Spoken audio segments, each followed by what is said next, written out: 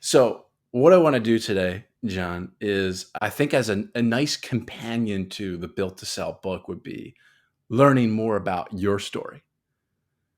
Because obviously, Built to Sell is the business fable, and then there's the action, items. What do you call it at the end? I got it right here. The tips at the end, right? Without the story, just kind of a summary of the tips. So I think a nice companion would be learning more about you. And then I have some follow-up questions from the book. How's that sound? That sounds fine. Yeah, happy to do it. Great.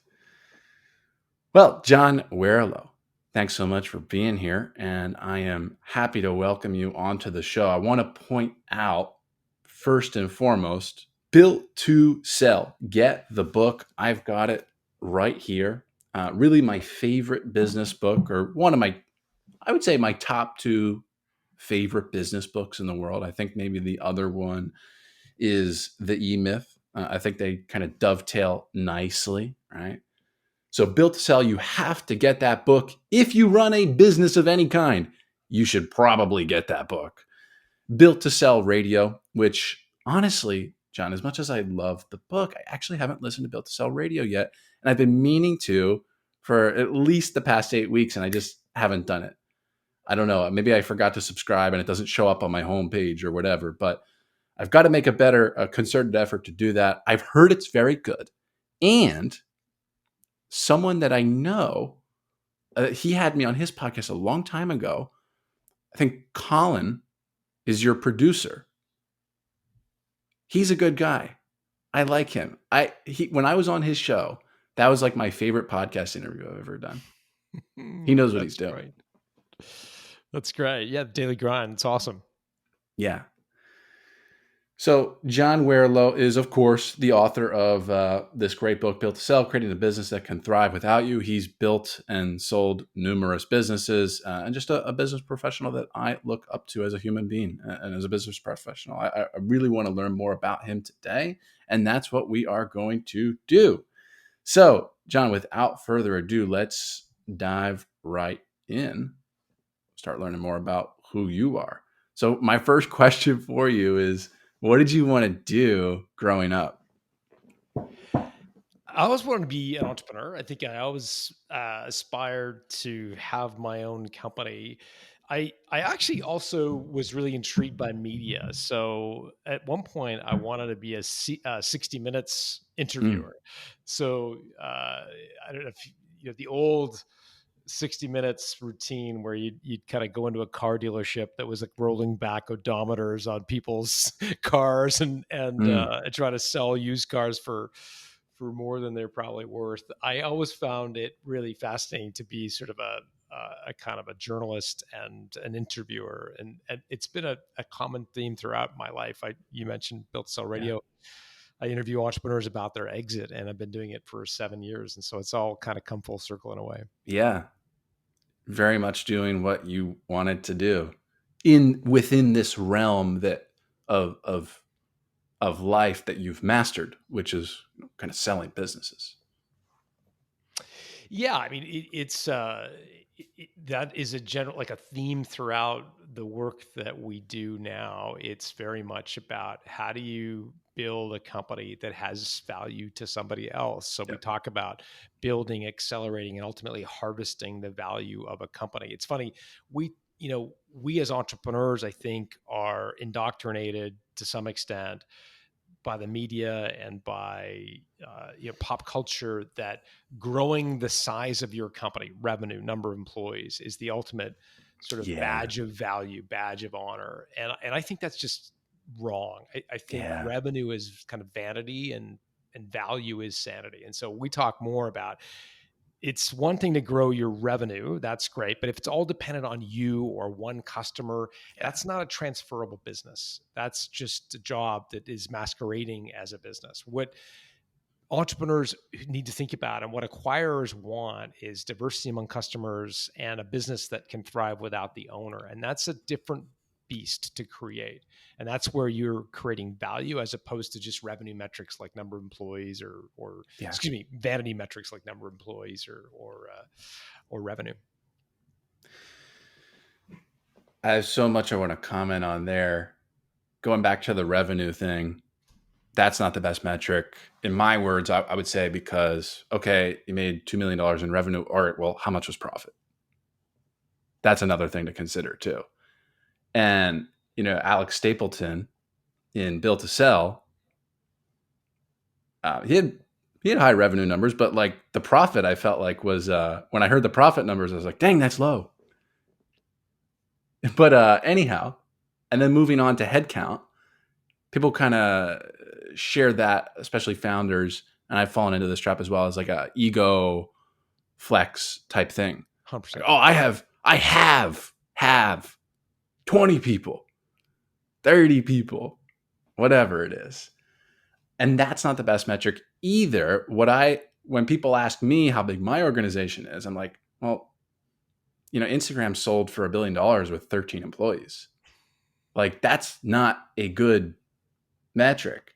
Like, I don't care about that. I'm not in it to like just acquire, have 100 employees. Like, that's not what it's about. And then what you mentioned about having customers that come in the door not because of you, the founder. This is something I wanted to talk about more today that I actually forgot to put in my notes. I'm glad that you've kind of jarred my memory here. A lot of people in my space, I'm in the digital agency space, and I've been in that space for 7 years, John. And what I'm seeing more and more of, especially right now on Twitter, it's called Money Twitter. I don't know if you've ever heard of that space, but a lot of digital agency owners there building businesses and bringing business in the door solely based off of their personal brand, right? They post threads on Twitter, all this content on Twitter, and look, they do well. There's a lot of 20 something year olds making 30, 40, 50, $100,000 per month based off of the business they built on Twitter. The problem with that is it's completely dependent on their personal brand. Client acquisition is completely dependent on that. They're not at all building a valuable business at all whatsoever. I think there's an argument to be made of lifestyle business versus, I'm building a lifestyle business versus like an actual valuable sellable business. There's two different ways to do it, and you can have a lifestyle business in addition to a sellable business. Like my friend Andre, he runs a mastermind with 369 members in there. Huge company. Not a sellable business, but that's not how they're designing it. They don't want it. They wouldn't. It's not something you would sell. Your thoughts? Wow, lots to unpack there. So yeah, Yes. I agree 100% that a business based solely on you know customers you acquire through Twitter may have less value to an acquirer. It depends really on what you do with those customers, whether there's any value at all. For example, Nick Huber or Sweaty Startup does storage, right? Yes, I know him. And Yes. he uses a lot of he's obviously been pretty out there publicly about using Twitter as a Mm-hmm. mechanism to find investors. And so what he's done is use his personal brand to transfer it, or for that value to accrue to a portfolio of self-storage properties, which do have value because they're have recurring revenue and there's an asset there. So he's using his personal brand for customer acquisition, but he's then transferring that or accruing that equity to a sellable asset. And so that's, I think, a reasonably good strategy. If an acquirer looked at the business, they would have to value the business not on its growth rate per se, because the growth rate is determined largely by Nick's social media following, which they Yeah. would not be able to transfer over, but they would have value in the actual portfolio, the recurring revenue that sitting underneath that.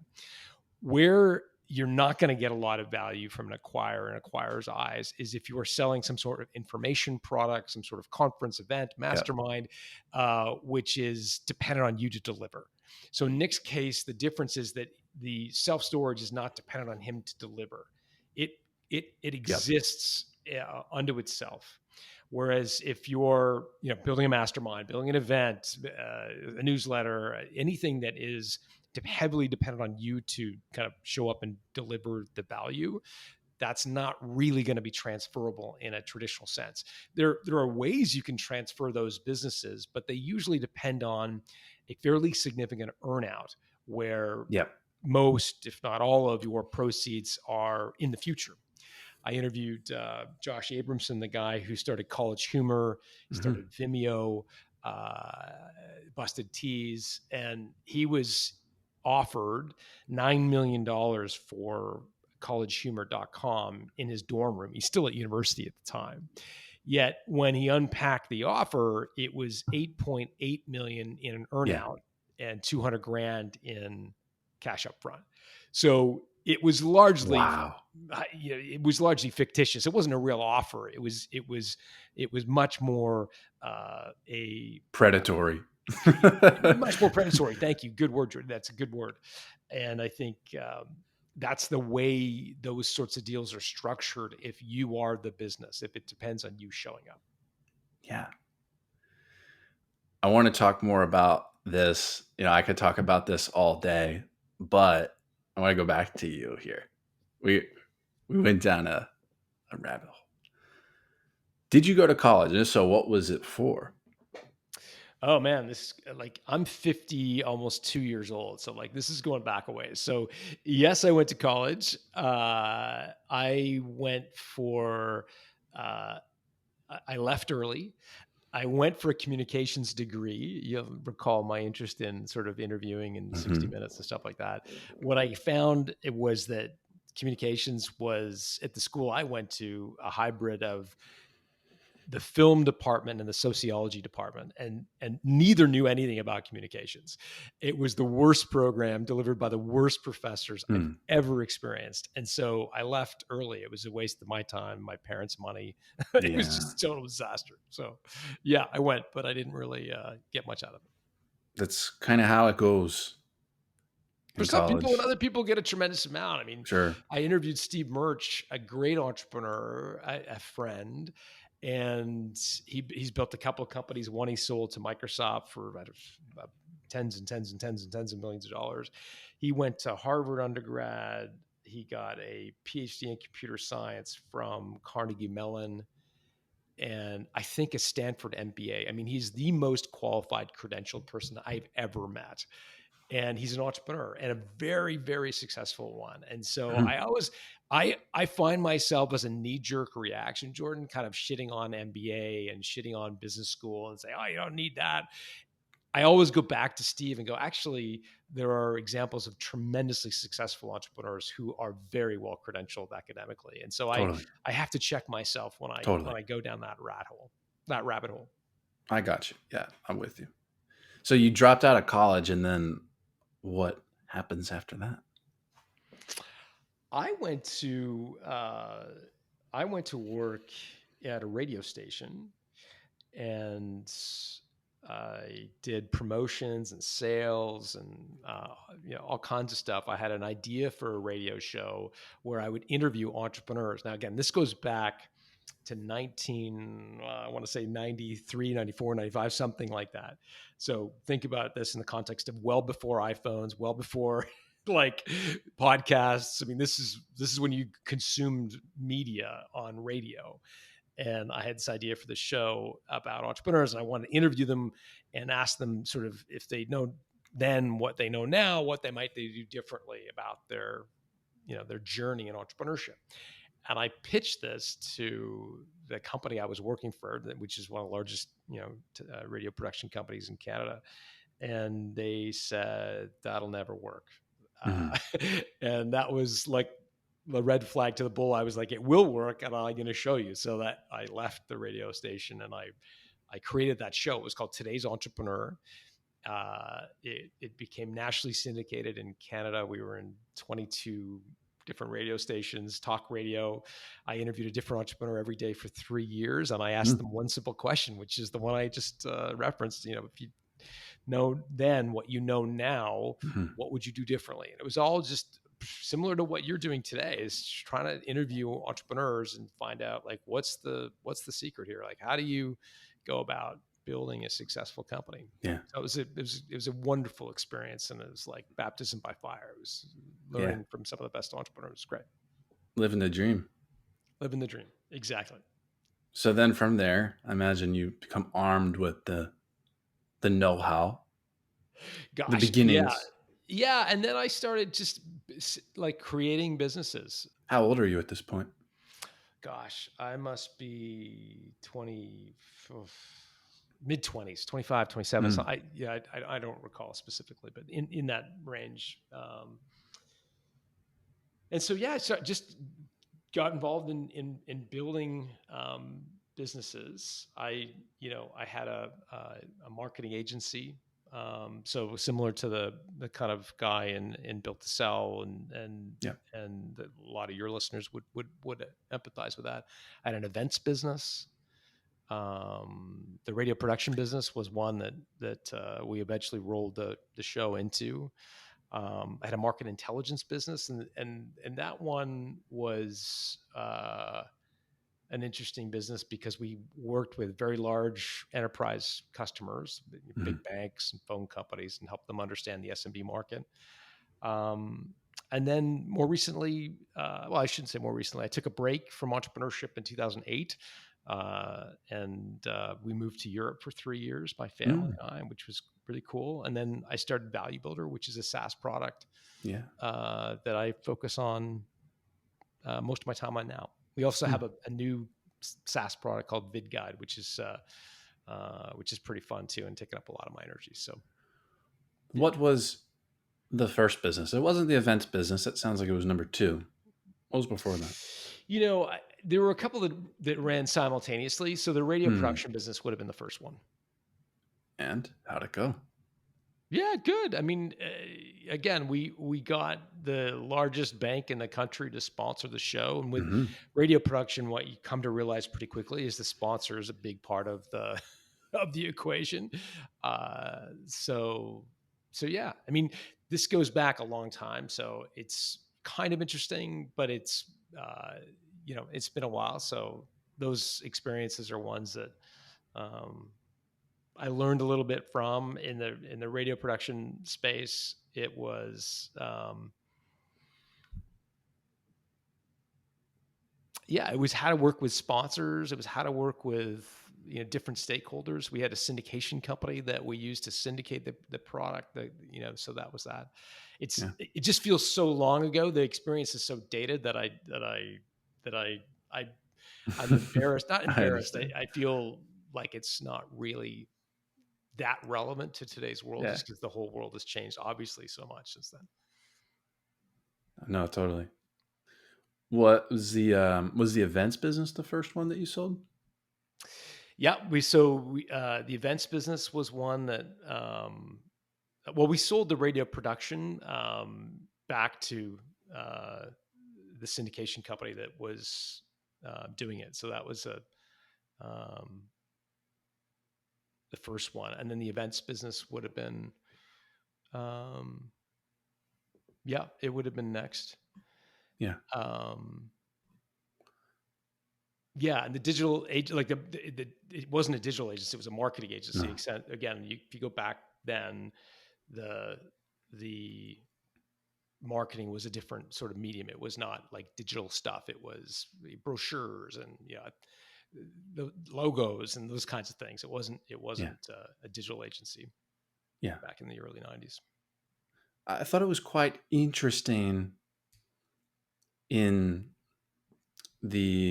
I believe in the book when you describe towards the end there what happened with the events business and how you pivoted the challenges and the what's it called? Oh yeah, RFPs, right? Request for proposal. Yeah. If you could, I think that's a good nugget to like a good story to share with people to kind of give them a taste of the book, a little bit of a flavor of the book. Because again, built to sell. If you have a business or even thinking about building a business someday, you've got to get that book. If you could share.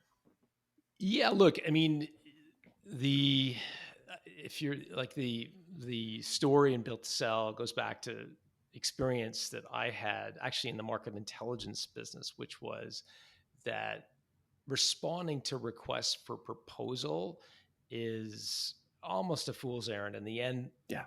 those requests for proposal are designed to really undercut and grind down the providers. And I can remember in the market intelligence business we worked with phone companies, large phone companies who did a lot of qualitative research focus groups, and they would basically submit a RFP to a bunch of different qualitative research vendors and pick the lowest price one. And I remember doing the quoting for one job. This early in the tenure of this business, and like I literally went down and looked at like how much was the space to rent, how much are we going to pay incentives to get the people to come to the event and or to the focus group, and like the refreshments, and like the margin at the very end of Yeah. it was so minuscule it would hardly pay the cost of the moderator, let alone any profit. Yeah. And I thought, this is insane. And we didn't even win that job. And like it was one of those moments for me where I was like, this is a complete waste of time. And it was one of the I think one of the triggering events that made me really think deeply about the business we wanted to be in. It was, at the time, we were a project based market intelligence firm, meaning you would hire us for a project. It might be a fairly expensive project, maybe 50, 100, $200,000, but it was effectively a project that had a start, middle, and end, and then it was over. We'd send the invoice and it was Yeah. over. And that just felt deeply unsatisfying to me personally. I felt like I wasn't building anything. I was on this kind of constant hamster wheel. And again, I was, in the case of RFPs, being commoditized. And that's, those experiences and others like it was what really made us change that business model to one where we had syndicated market research, where we had the same product that we offered multiple customers. So instead of doing custom work, we developed a set of syndicated reports on the SMB market, which was the market that we analyzed and covered. And we sold the same report to multiple companies. It's like the world's most expensive subscription. It would cost them like $40,000, $50,000 a year. And we were using a model similar to Bloomberg does today, or at the time, there were companies like Forrester and Yankee Group that did this sort of syndicated market intelligence. And that change fundamentally shifted that business. It went from, very, very project based, deeply dependent on me, to one where it was scalable effectively, Yeah. where we could sell these, and value is being delivered kind of Yeah. without us showing up per se to do a specific project. Yeah. In the book, you talk about that move to those reports. And then all of a sudden, your account managers, for lack of a better term, they want to start customizing Yeah, their yeah. reports for their clients. And I hear this, I hear this quite a bit, John,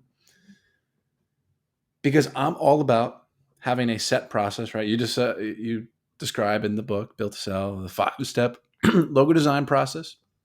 And I always say, I would argue that, under that 5-step logo design process, there's about 10 sub deliverables under each step, right? It's probably like a 50-step templated project plan, is what we call it, templated project plan. But the pushback that I get sometimes is, well, we don't want to be a McDonald's. We don't want to be a Starbucks. We want to be a Michelin star restaurant. Templated project plan doesn't apply to us. It's not templated. It's different every time. We don't like what you're talking about, Jordan. Your thoughts? Oh my gosh, it's the most common objection you get Mm-hmm. from professional services people.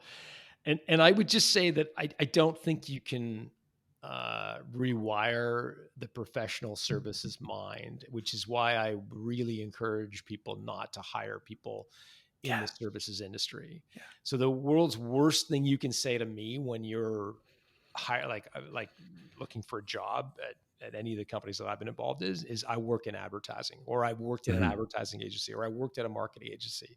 Because what that screams to me is you have no clue. You like customizing, you love serving clients, you love changing everything for everybody Yeah. because you think business is a creative expression, and it's Yeah. not. If you want to like draw for a living, go draw. But business is where you actually are supposed to create something that can thrive without you. In my view, that's the definition of being successful. And to do that, you have to have a replicatable process of doing it the same way every time. And as long as you're creating a custom solution, um, you're building effectively a partnership. And it may not be called a partnership, but it's effectively the senior partners in the company will eventually earn equity, or you're going to have to give them equity, or they're going to leave, because every job is different and it's dependent on the people. And that's why professional services firms, whether it's an architectural firm, law firm, accounting firm, they're all just partnerships, because the founders dilute themselves. They lose equity because they rely on people to develop a custom Mm. solution, and those people are mobile, right? And as soon as they have enough customer clout and enough experience and enough credibility, enough recommendations on their LinkedIn profile, Yeah. they'll leave or demand equity. And Mm. until you say, no, this is the way we do it at our agency, we never, ever veer from this. And your personal opinion is less important than the process. Um, and that's why I like hiring product people. See, product people, I believe, have a much more difficult job. They don't have Yeah. the luxury of reinventing every project for every client. They have to take a product, whether it's a hammer, an iPhone, a water bottle, and try to do the mental gymnastics of explaining how the prospect can use the product without changing the product. That's difficult. That's Yeah. way more demanding intellectually. And that's the kind of person I like to hire, because I think they're way, way more rigorous, disciplined, and just more intelligent than the guy or gal who worked at name Who's the willing to average, bend over and do anything to close a deal? right? And they use consultative selling, and they're like, oh, we've got to do Yeah. Yeah. solution selling, and every client's different. We got to treat, like, it's all just this weird. Uh, it's this weird ethos that is unique to the professional services world. It creates very unvaluable companies, and ones that have a high employee to revenue. Like the revenue per employee at Apple last time I looked was like 3 million. The revenue per employee at probably Omnicom, the giant Mm. advertising agencies, is I don't know, a couple hundred grand, maybe. Again, you'd have to look those numbers up, but it's a fraction of what it is at a Google and Apple. You name your product company. Yeah.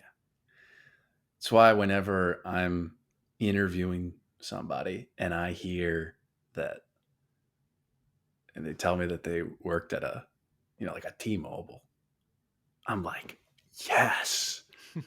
Like, you cannot customize the phone. Right. And it's so funny because that's the example from the book. And after I read the book, and I started I always interview. I'm always interviewing. I'm always hiring. Like, it's a continual process. Like, you don't stop. I always talk about building your bench. You've got to have that bench, people to call on. But anyhow, that's a different topic.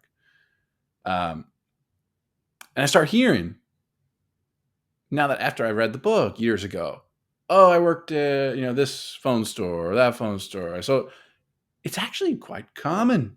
The people, at least the people that I talk to, I'm like, oh my gosh, that's straight from the book. Hmm. I need to hire these people that worked at the phone store. Now it's not that cut and dry, of course. Sure. Sure. You don't Yeah. hear that they worked at, they sold products. Oh, I got to hire them. There's way more to it than that. But to your point, yes, I like hearing when people sold products and not services, because, and this is not the part that I haven't thought about this before until you just mentioned it, but yes, more intellectually demanding, harder to do. Yeah. So a couple more questions here, moving actually on to more of a, because I think we've made a nice transition into the follow-up questions from the book here. Uh, you suggest that the best businesses can run without their founders. Of course, that's the whole point of the book. Can you share an anecdote or story from your life before this book that inspired you to think like that? Yeah, it was a conversation I had with a guy named Perry Miele back in, call it 2005. I was actually in the process of exiting the market intelligence business that I referenced earlier. And Perry's an M&A guy, so he sells companies for a living. And I said to Perry, like, what do you think it's worth? And at the time we were, I don't know, between 5 and 6 million in revenue. We were pretty profitable, like 25% profit margins before tax kind of thing. So like pretty good business. And we had great clients. Bank of America was a client, Microsoft was a client, all these giant brands. And, I went into his office sort of rubbing my hands together thinking, okay, well, this is going to be worth a mint, right? I mean, all these beautiful clients, household name, lots of profit, et cetera. And he says, well, before I answer the question, let me ask you a couple questions. I'm like, shoot. And he says, okay, well, like you're in the market research, market intelligence business. Who does the research? Mm-hmm. And I said, well, like I'd be involved in it, right? Like the design of a big customer project, I'd be certainly involved in that. And he's like, okay, well, who does the selling? And I'm like, well, it's Bank of America. Like they expect me to show up for the meeting, right? So I'm involved in doing the selling. He says, okay, that's great. Listen, John, I can't sell your company. There's nothing to sell. And he went on to describe what acquirers look for, which is not profit and necessarily a golden customer list. It's a business that can thrive without the owner because they know you're going to leave and they're going to get left holding the bag. And so the only way they're going to do a deal is if the business will thrive without you. And what you've described right now, you're involved in doing the work and the selling, is not a business I can sell. And I left that meeting feeling about 3 feet tall and like I'd been punched in the stomach. It was a really, really difficult thing to hear because, again, I was under the illusion that acquirers care most about profit and customers, client list, effectively. And what I heard was that those things are kind of important, but not nearly as important as can the business thrive without you. Yeah. And that's what kicked off a lot of the changes we made. We moved again from um, uh, the kind of project based. We were at that point sort of half pregnant. We had a few subscribers to our syndicated product, and we had some clients that were still hiring us on demand, so to speak, for projects. And we went all in on the subscription offering. We turned off the project based work. We said we won't do it anymore because again, it was sucking me personally into the work. We hired a whole sales team to do the selling, so I wasn't doing any of the selling anymore. And ultimately, that company was acquired by a publicly traded company. You know them as Gartner Group, big New York Stock Exchange listed market intelligence company. So it sort of had a happy ending, but it was a very, very tumultuous period of time for me, just Mm. because I kind of thought I was sitting on this gold mine, and what I came to learn was I wasn't. It's tough to hear. Yeah, totally. Okay. Very much like Alex Stapleton from the Stapleton Agency. Yeah, like That yeah, I sounds mean, like you. Kind yeah, of wrote the book about yourself in a way. yeah. Well, Alex Stapleton is not me. It's an amalgam of different experiences Yes. Oh, for sure. I've heard from and heard of. He gets to a point where his business does logos. And they do marketing. They do all sorts of marketing stuff. Like they do brochures and point of purchase and websites. And in the book, he gets to a point where he's just about to accept an RFP or reply to an RFP from a big sporting goods retailer, and his mentor says, like, you take that job, number one, your margins are going to get ground down. Number two, it's going to make your business even more dependent on you personally. And it kicks off this sort of journey where he starts to realize that he's got to structure it so it's not dependent on him. So yeah, Yeah. lots of common themes. It was obviously, in my case, a totally different industry and so forth. But Yeah. yeah, it's one that I think a lot of services businesses, again, marketing services, professional services, home services, find themselves in, where they are their clients most important contact in the company. And as long as Hmm. that's the case, it's a problem. It's funny, I interviewed a woman named Jody Cook recently. Have you ever had Jody on the show? No, no, I haven't She would heard of be her. good. She's a UK based entrepreneur who built a digital agency. Her specialty was social media. At the time, it was Instagram and Facebook, and doing campaigns for clients on those mediums. And at the beginning, she got offered, I think it was, I can't remember exactly, but I think it was 5 or 6 times EBITDA for her company. But they wanted to do a 60-40 earnout split. And she's like, I'm not doing an earnout. She's super independent, very strong old woman. And she's like, there's no way. And so she made the decision to make it less about her. And this is a woman who had her name in the company. It was called JC Media, for Jody Cook Media. So Right. it was a challenge for her, but Yeah. she created standard operating procedures, and she created systems and process and made it less about her. She hired a general manager and ultimately sold for a good multiple with 100% cash up front, no earnout. And again, it was a long journey for her, but it was one that that ended up being fruitful. Yeah. Reminds me of somebody that I work with, a friend of mine now. His company name was Tarbell Media. That's his last name. And recently he changed the name to Driven Media. He's like, that shit was a freelancer name. I was like, that's right. Yeah.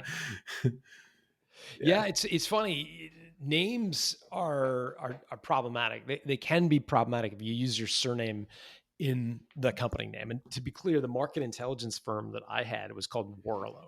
You couldn't have a worse name if you tried. A, nobody could spell it. B, it's my last name. Mm, And so it was really difficult. And but what I tell people, if they have their surname in the company name, is it's not impossible to transfer that business. If you think about, there are lots of companies, McKinsey, yes. Johnson and Johnson. There Mm, are companies where their founders are in the name. One of the strategies I've seen work really well is to productize your service and then start leading with the productized service as opposed to the company name. So, like at Johnson and Johnson as an example, you have heard of Johnson and Johnson for sure. You may have read some folklore about two brothers, 200 years ago starting the company, but you definitely know Band-Aid, yep. or some of their other, baby oil. Some of their other brands are ones that people know because they've led with their brands instead of their company name. Their company Dang. name becomes sort of a secondary. Band-Aid is a brand. That's their brand. Yeah, they own that brand. Wow. Yeah, Wow. yeah, yeah. It's become part of the lexicon, part of the Yeah. vocabulary. It's part of the English language now, as Mm, opposed to. But it's ultimately their brand. So wow. it's if you find yourself with your name in the company name, I think you could rebrand. That's expensive, and you can lose a lot of awareness in the marketplace if you do that. Hmm. Another option, obviously, is to start leaning in on your product names. And in our case, we had this thing called the Warlow Subscriber Network, which was subscribers to our market intelligence reports. So we leaned in on WSN, like it was how we, so it became what we were known Yeah. for, as opposed to me personally, and that was Yeah. helpful in transitioning away from me. Yeah. Pivoting here, I'm curious what you think about this. I always say that you'll never build a business that works without you if you're communicating with your clients over text and or email. I mean, I work with a lot of agencies, not a lot, but some of them that are just absolutely resistant to using anything like Slack or Microsoft Teams or what have you. They insist on texting their team members and their clients. That's how they do business, or Mm. WhatsApp. And I'm just like, oh no. Like the history of the conversations is important. And when it's in Slack, everyone has visibility into that project's communications or that client's communications all the way from the beginning.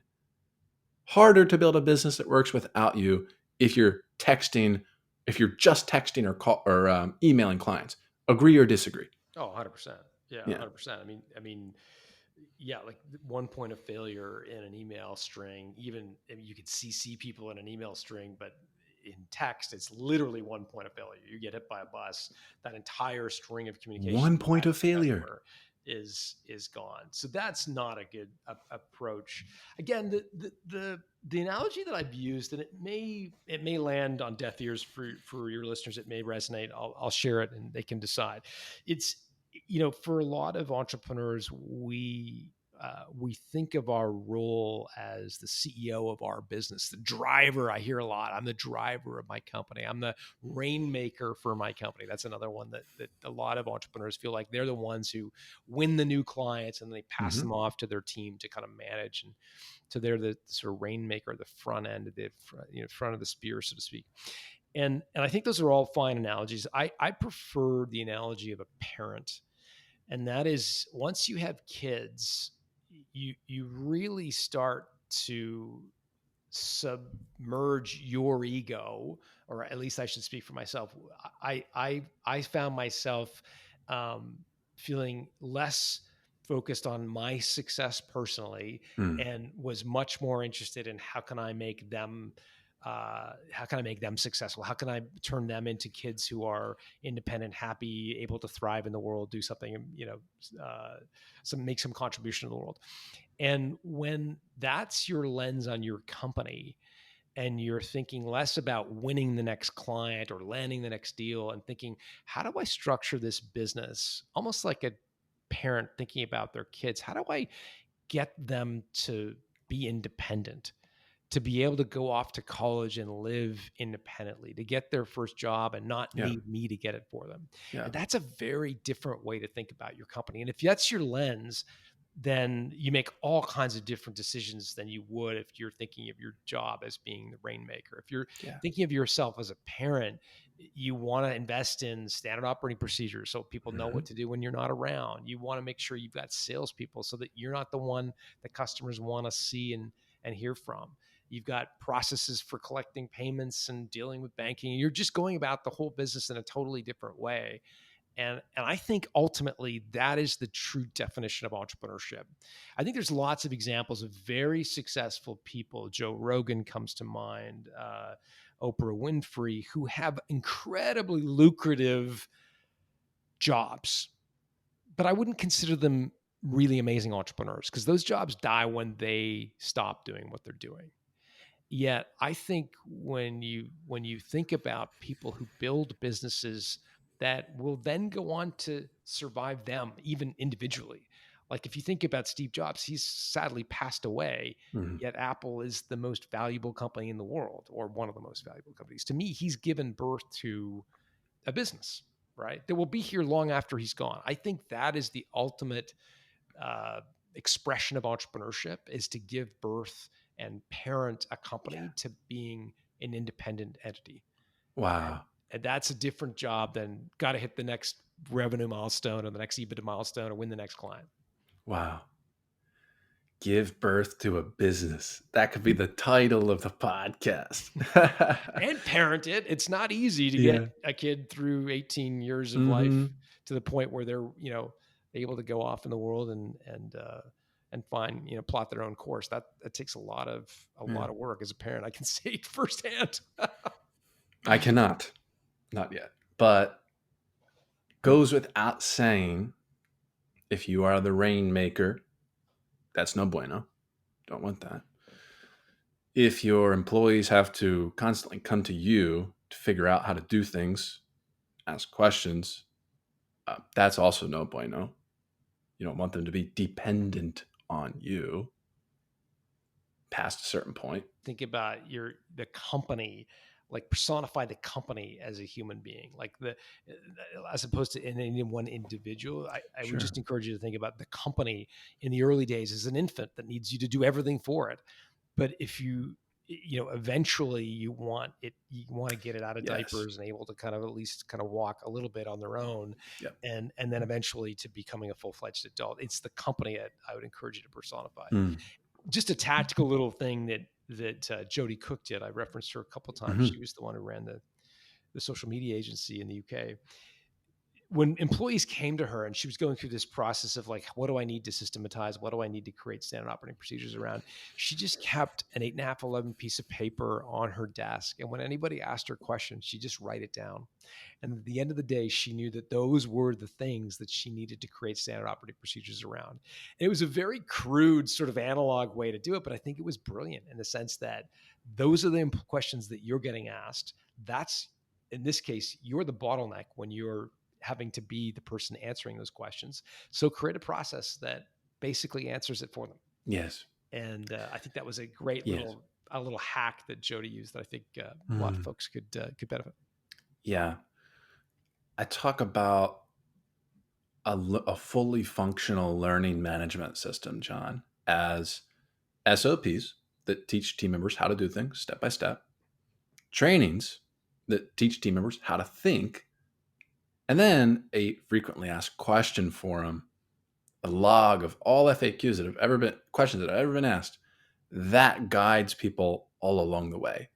Things that maybe little things that maybe trainings or SOPs don't cover. That's great. That's great. Yeah, that's great. I mentioned VidGuide in the beginning. We just launched VidGuide, and it's standard operating procedures for companies. It's a tool that enables you to create standard operating procedures with video. And the reason we created it is we found that most entrepreneurs know they need standard operating procedures. Very, very often, however, they get frustrated when employees don't follow them. Mm-hmm. And when you talk to entrepreneurs and ask them, like, why don't they follow your SOPs? What you find is that in some cases, the SOP is in the head of the owner, and they think Mm-hmm. they've explained it to people, but they haven't really. Or the employee is struggling to find the SOP when they need it. It's deep buried in some Google Drive somewhere where they can't find it. Or it's written in such a way that it's difficult for the employee to decipher on the spot. They're serving a customer and they're trying to figure out what to do, and they're like reading this like dense 9-page SOP. And so Yeah. that's why we created VidGuide. It basically is video based standard operating procedures. Mm. It's proving to be Mm. pretty cool for a lot of, in particular, service businesses that are Yeah. needing to train their employees. How complimentary Yeah, to it's your been whole great. your whole thing. Yeah, I'll have to check Yeah, that out. because Vidguide.com. yeah, vidguide.com. Yeah, Cool. vidguide.com. I'm sure you've Vid seen the stat guide or guy? guide, Guide. guide, like a Sherpa guide, vid guide. Got it. Yeah, Cool. yeah. So it's you've seen the stats on video, right? Like if we're going to fix something in our homes or we want to figure out how to do something, more people are now inclined to just Yeah. search on YouTube for a video on how to do something than to try to download a user manual. So it's video native, which is hence the name Vid Guide. And it's effectively enables you to tag a video to a piece of software. Like you've got employees using G4, Google Analytics 4, for example. I think it's called GA4. You can basically tag a video to GA4, teaching people how to search GA4, for example, or you can tag a video to QuickBooks. It's been a pretty cool little product. Vidguide.com. I will check it out right after this or after my next meeting. But two more quick questions since we Sure. are coming up on time there. What would be like the one thing, John, the one change that you would encourage business owners to make if you could only tell them to make one today? Yeah, it would go back to something I shared earlier, which is chase value, not revenue. I think that is the most problematic approach to building a business. Is we think of revenue as uh, our most important metric, and maybe it's because it's objective, maybe it's because we know when we win, but the value of your company is going to lead you to make some fairly significant changes. I talk about this thing called the freedom point as well, Mhm. which I think is a really important thing to keep in mind, and it ties into this idea of value, and that is that when the sale of your company would fund the lifestyle that you aspire to have for the rest of your life, you've reached the freedom point. And it's at that point where you have a decision to make. right? Because for most of us as entrepreneurs, we start companies for freedom. Like that's what our highest value is. And when you have built a company that could fund the lifestyle that you envision for the rest of your life, you've reached uh, that point. We call it the freedom point. And it's at that point, I think it's worth asking yourself, do I need to sell? Because if you hold and choose not to sell, even though you're past the freedom point, it's like Warren Buffett said, the definition of insanity is risking what you want for something you don't. And if you have a business that by selling it, you could create the freedom you aspire to have and you don't sell it, you're effectively like the blackjack player at the poker table who is all in, right? In the sense Mm. that you're risking that freedom for something you may not want. Another zero in your bank account, for example. I interviewed Rand Fishkin. Have you had Rand on the show? Yes, yes, Okay. probably 3 or 4 years ago. What a gracious guest. What a great entrepreneur, an amazing story. If you haven't picked Hmm. up Lost and Founder, his book, it's Yes, it's good book. it's a great book, must read. Rand described his experience well when I interviewed him on Built to Sell Radio. He got to, I think, 5 million in revenue. He got an offer from HubSpot, which at the time was $25 million of cash in HubSpot stock. He turned it down and said, "Oh, I want to build it." And a whole series of kind of domino effects happened. He went through a period of depression. They brought in venture capitalists. They diversified the business outside of a core competency. Long story short, Rand ended up with nothing to show for years of building his business. And I tell that story to entrepreneurs because he had the bird in the hand. He had a $25 million offer. Could he have gotten more one day? Sure, probably. But that was enough money. And I interviewed him. When I interviewed him, I asked him, Rand, what would that offer be worth today based on the appreciation of HubSpot stock? And he said it would be close to $200 million. Oh my gosh. And and instead he was left largely with nothing from that company. He's gone on to have Oh yeah. great success in other areas, but it's uh, a cautionary tale, I think, for folks who reach the freedom point where the sale of their agency or their marketing business or their company would create the lifestyle and fund the lifestyle they aspire to have. You've reached the freedom point. The question is, why continue at that point? Like, Mm, why are you continuing to own this company? And I think it's worth asking that question. yeah. John, I could go. We could literally do a podcast for 3 hours. I would, and I would really enjoy it. There's so many questions about this book, specifically as it pertains to digital agencies too. There's so much more we could talk about. But for now, we will put a pin here before I ask my final question. Built to Sell the book, Built to Sell Radio, vidguide.com. And yeah, John Warrillow. 2 R's, 2 L's. Check him out. Cool guy. Thanks, Aaron. My last question is what's one or two or three, even however many you got in you off the top of your head, golden rules of life and or business? Whatever you got. Wow, these are heavy questions, man. I don't know if I'm qualified to answer them. Golden rules. Trying to think of something that's not super Pollyanna and overused. I feel that. I try to Yeah. not What's say that? say stuff like I try to avoid stuff like that too. I think my biggest fear is like being the same as Mm. everybody else and saying I'm very contrarian. So I Hmm. feel that. I get you. Yeah. Yeah.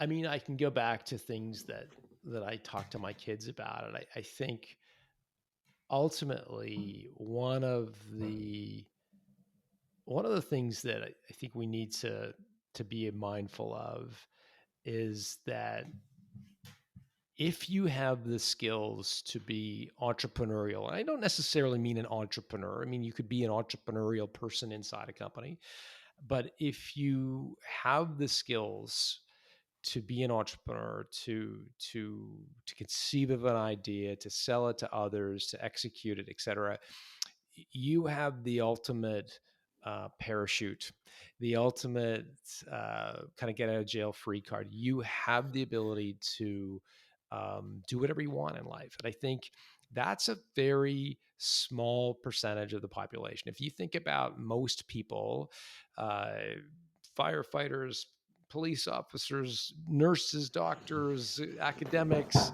they live within a system, right? And their world is very, very, very structured, and they have to placate to the powers that be in that system. And I think if you are able to overcome that and be independent, you could choose to apply your wares or take your services and work for a company. But if you have the ability to start something and grow it and ultimately exit it, you have the ultimate tool set. And I think that's very hard to take away. AI is not going to take that away. ChatGPT is not going to take that away. That is a very rare skill set, and I think that's important. It dovetails to a second sort of kind of core idea that I think is the real benefit of entrepreneurship, which is what I refer to as life in 10-year chunks. And what I mean by that is that, for a lot of people, they get on the career ladder and they can't get off.